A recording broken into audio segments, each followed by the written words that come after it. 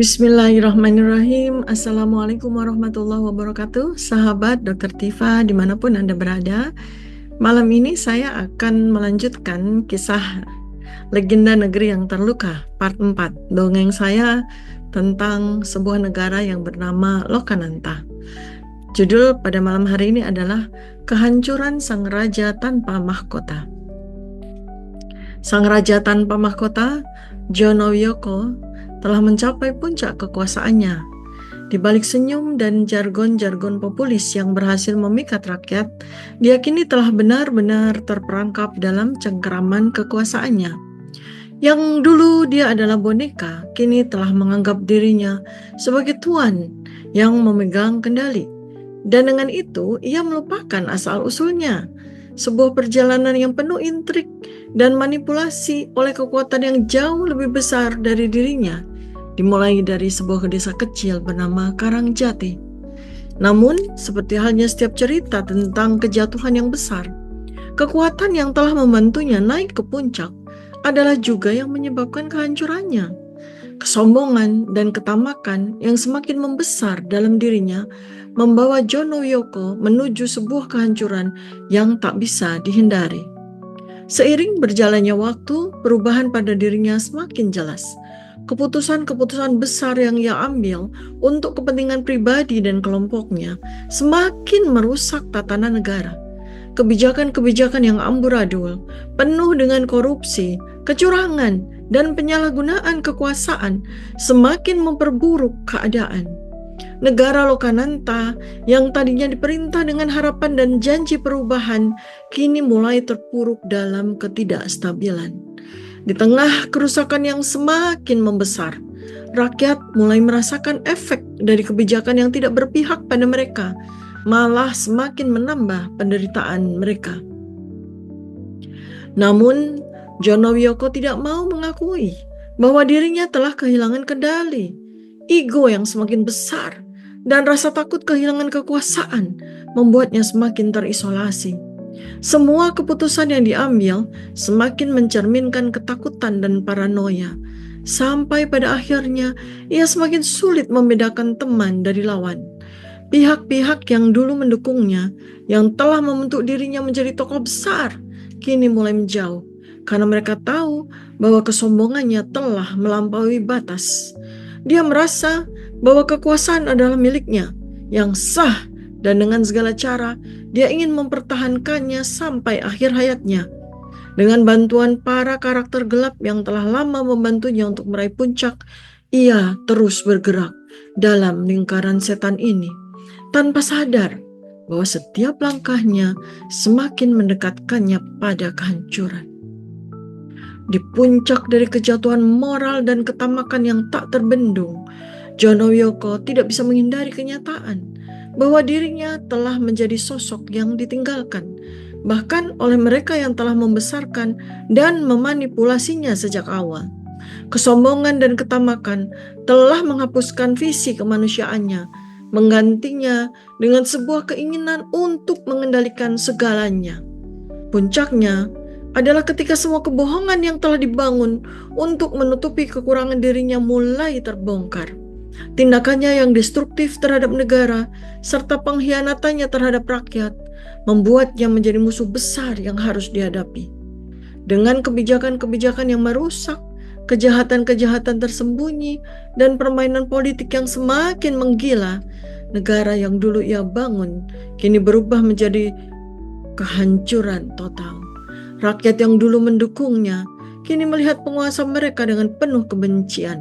Tidak ada lagi yang percaya pada janjinya, karena apa yang terlihat adalah kerusakan yang ditinggalkan setelah Jonowiyoko menghancurkan semuanya. Pada akhirnya, Jonowiyoko menyadari bahwa dia bukanlah penguasa yang sejati, melainkan seorang boneka yang terjebak dalam permainan yang jauh lebih besar dari dirinya. Kekuasaan yang ia raih adalah hasil dari manipulasi dan kenyataan bahwa ia tidak pernah benar-benar mengendalikan nasibnya sendiri. Segalanya akhirnya runtuh, dan kejatuhan yang panjang dan penuh penderitaan itu menjadi pelajaran pahit bagi semua orang. Kekuasaan yang dikejar dengan segala cara akhirnya menghancurkan dirinya sendiri. Rakyat yang dulu memujanya kini mengutuknya, dan pahlawan yang dahulu menjadi harapan kini berubah menjadi simbol kejatuhan. Sebuah pelajaran abadi tentang bahayanya kesombongan dan ketamakan yang akhirnya menghancurkan peradaban. Kesombongan dan ketamakan adalah dua sifat yang mengantarkan manusia ke dalam kehancuran. Ini adalah inti dari peringatan Allah dalam banyak ayat Al-Quran. Jono Wiyoko telah mengalami apa yang disebut sebagai megalomania, yang merupakan wujud nyata dari kesombongan dan ketamakan yang terus berkembang seiring waktu dan akhirnya merusak pada kerusakan diri sendiri dan masyarakat di sekitarnya. Allah menyebutkan dalam beberapa ayat tentang bagaimana kesombongan bisa menghancurkan manusia.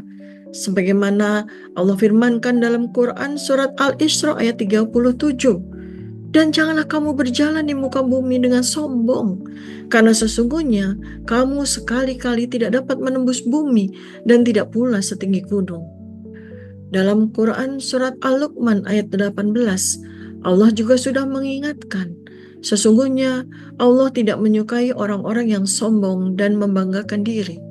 Demikian pula dalam Quran surat Al-Humazah ayat 1-3, kecelakaan besar bagi siapa pengumpat lagi pencela yang mengumpulkan harta dan menghitung-hitungnya. Dia menyangka bahwa hartanya itu dapat mengekalkannya.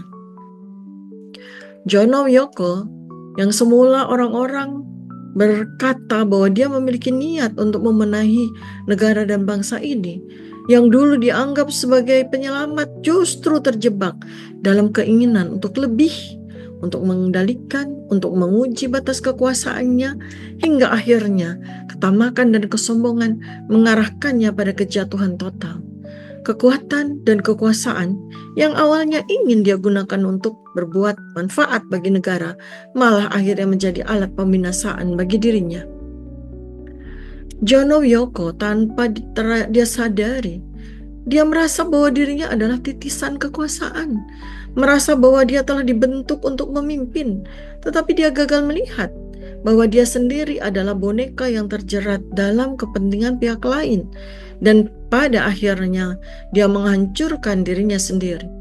Ketika kesombongan memimpin langkahnya, dia menjadi membabi buta dan tidak melihat bahaya yang datang dari dalam dirinya sendiri. Ketika seorang pemimpin atau penguasa terjebak dalam perasaan bahwa mereka adalah pusat dunia, atau merasa bahwa kekuasaan mereka abadi dan tidak bisa tergoyahkan, maka mereka sudah mulai menuruni jalan kehancuran. Mereka berpikir bahwa dunia ini ada untuk mendukung ambisi mereka, tetapi justru yang terjadi adalah hancurnya diri mereka. Sebagaimana dalam ayat Al-Quran yang sering diulang-ulang, sesungguhnya orang-orang yang sombong dan takabur akan dihadapkan pada kehancuran. Kita bisa melihat bahwa ketamakan dan kesombongan adalah dua sifat yang dapat menghancurkan segala sesuatu, termasuk peradaban dan kekuasaan yang dibangun dengan tangan sendiri. Disinilah Jono Wiyoko menjadi simbol dari keruntuhan yang terjadi karena kesombongan, dan pada akhirnya dia akan menghadapinya dengan kehancuran yang tak bisa dihindari.